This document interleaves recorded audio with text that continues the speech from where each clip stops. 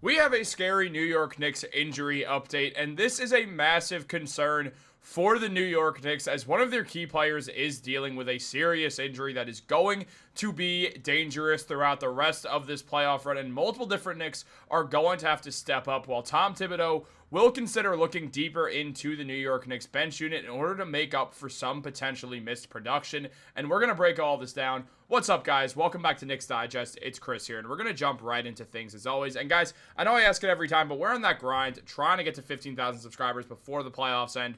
We are so close. We're under 200 away. You guys have been killing it recently. So if you're part of that 72% that's watching these videos, enjoying it, having fun with the rest of us, what are you doing, man? Subscribe to Knicks Digest. Just one click, and it really does help me out a ton. But let's jump into the video. There is a lot to discuss as we are dealing with a lot of issues. We've seen it from Tom Thibodeau already in this playoff series. The Knicks lost the game in an unfathomable fashion, and it was brutal, and there was a lot of issues. Now, yes, the Knicks, one of the reasons they lost this game is because the end of that game was brutal. They let Aaron Nesmith get a bunch of open threes, and though they were in motion, he hit them, and there's nothing you can do about that. They also let Tyrese Haliburton get open on a defensive miscommunication that led to him tying the game, and the Pacers ultimately winning in overtime. It was brutal, one of the worst losses I've ever seen as a Knicks fan, and it sucked. Every moment of it sucked, and look, teams can get their laughs in now, fans of other teams. I do think the Knicks are going to win this playoff series, but now there is a good deal of fear as we are looking at one of the best New York Knicks players who, I was going to say key New York Knicks players, but we're going one of the best New York Knicks players, as that's true.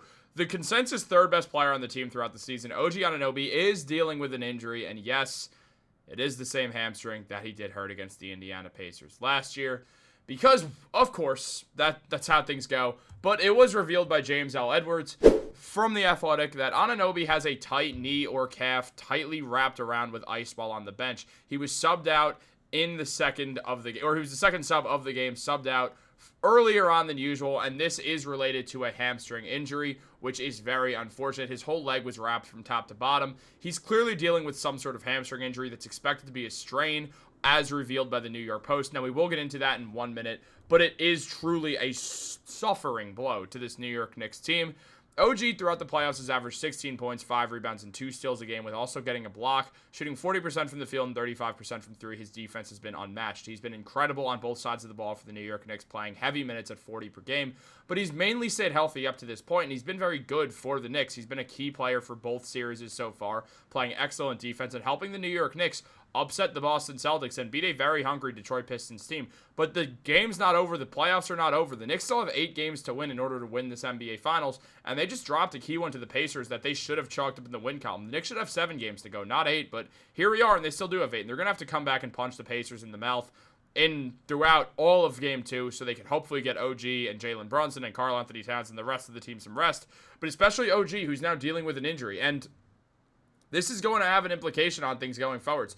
Now, the New York Post did mention it is a hamstring strain. As Brandon London of the New York Post said, that same left hamstring that cost him last year's series against the Pacers, that's the same one that caused him to briefly leave Game 4 against the Celtics, but he did return that series. They've had about 4 days rest. Indiana is a team that likes to run and control the pace, and he was talking to a doctor at NYU Langone Health, Dr. Ariana Lott, and she was asked by Brandon about basically just the injury factor and how this has an impact from last year's injury. And Dr. Lott said, hamstring injuries are often very common, and the risk of having one hamstring injury is having a prior hamstring injury.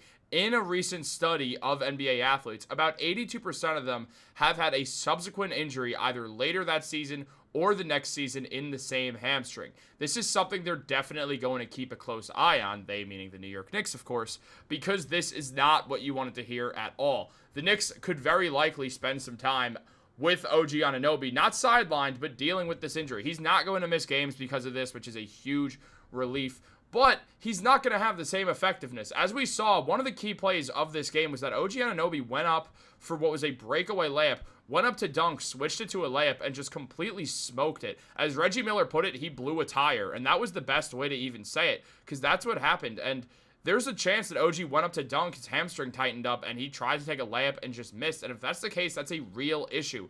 OG did not have the best game against the Indiana Pacers by any means. And also, the Knicks defense on the Pacers failed. OG's one of the best defenders on the New York Knicks. There's a good argument that he is the best defender on the team. The Knicks needed more of him, and he did not have that tonight. He didn't have necessarily a bad game. He just didn't have a good game, shooting 6 for 15 and 2 for 8 from 3. And his defense, look, Siakam didn't play great. He had 17 points on 7 for 18 shooting. It's definitely a solid defensive game by OG Anobi, who really made Siakam a non-factor for most of the game. He did well there, but you need more, and OG had a lot of moments. He had 3 steals and 3 blocks. His defense was good. The Knicks team defense was not great, though, and it put OG in tough situations. Now, OG, he does so much right for this New York Knicks team, and I don't want to make it seem like he's not doing enough. He is defensively for most of the game, but the Knicks at the end of the game, they're miscommunicating, and OG is the best defender. They need to all work together. This is not just on OG, it's on the team for not communicating better, and OG kind of gets left in these weird situations. The offense, he does need to be better than 6 for 15. He has to be better than 2 for 8 from 3, but sometimes he's going to do that. Look, OG's not an NBA superstar, but he's a very, very, very integral player to winning games. He's been that way in both Toronto and in New York, and it's something that you look at and say, okay, that's great that for the most part we could trust you, but games like this and that 1 for 12 game against the Boston Celtics, it's stuff like that you look back on and think that if he played better, things could be a bit different. Remember, the Knicks were close with the Celtics for the first half of that game, and this game the Knicks were winning, and then all of a sudden they weren't, so it was tough to get about. But look, OG over the last 3 games since going down with that hamstring injury put up 6 points the following game, as I mentioned, in that 1 for 12 shooting night. Then the next game against the Celtics, he looked great. He had 23 points, 9 rebounds, got 2 assists, got 2 steals, and 2 blocks. He went 7 for 18 from the field and shot 4 for 13 from 3. He looked good.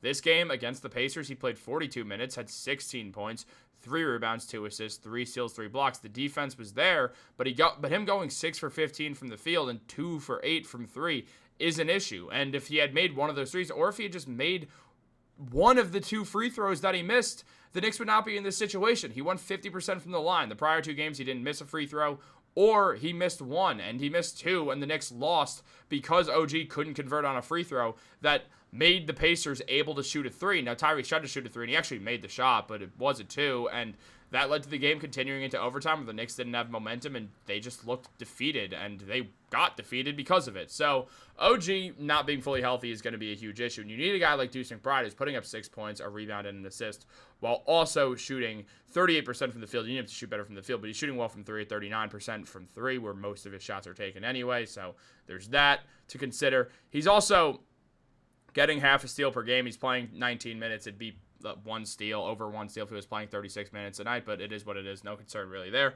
Look, Deuce is a great defender. They're going to need to use him more, especially in situations if OG's slowed down because he's dealing with that hamstring injury. On top of that, we're going to need to see Mitchell Robinson show up in a lot of ways. Mitch is averaging 8 rebounds, 4 points, and 1 steal since that Celtics series began, and he really started to lock in. He had 4 offensive rebounds tonight. He was great on the defensive end. He's been great on the defensive end consistently for the Knicks. They're going to need to use him more if OG is dealing with an injury, because they're probably going to have to use OG a bit less. So Mitch is going to have to come in. The Knicks are going to have to use those 2 big man sets with Karl-Anthony Towns and Mitchell Robinson, something that we've seen work. It's a matter of if Tom Thibodeau is willing to do it, but at this point, he's going to have to be, because it's what works for the Knicks in a lot of moments. The Knicks need to use what works, and OG right now, he's dealing with an injury, so some stuff might not work. You have to fix that problem by playing Mitchell Robinson. You have to fix that problem by having Mikal Bridges step up both on offense and defense. And Bridges' defense has been great, but he's going to have to continue to step up. You're going to have to use Deuce more on the wings and have him guard guys like Tyrese Halliburton at times, and he's going to have to succeed. That's just what's going to have to happen. And again, OG's not going to miss games, but it is likely he's going to still be a bit hampered, and the Knicks are going to have to be ready for it. But as I've said in the postgame, I do think the Knicks are going to win this series. I do think they're going to win games 2, 3, and likely 4. I think they're better than the Pacers. I think they've shown that time and time again. The Knicks played the Pacers style of basketball and still managed to nearly win. Had not everything that could have went wrong at the end of the game. While also Jalen Brunson just seemed a little bit lost in the clutch, which is rare. That was a weird game. I'm not too concerned. I do think the Knicks are still going to win in 5 or 6. What do you guys think about all this? Are you concerned about OG? What do you think about the Knicks' chances going into games 2 and beyond in the Eastern Conference Finals? Still feels good to say that, but now it's just getting aggravating because I want to see them go to the finals. Let me know in the comments down below. Like this video, subscribe, turn on post notifications. Have a great day, guys. Go Knicks.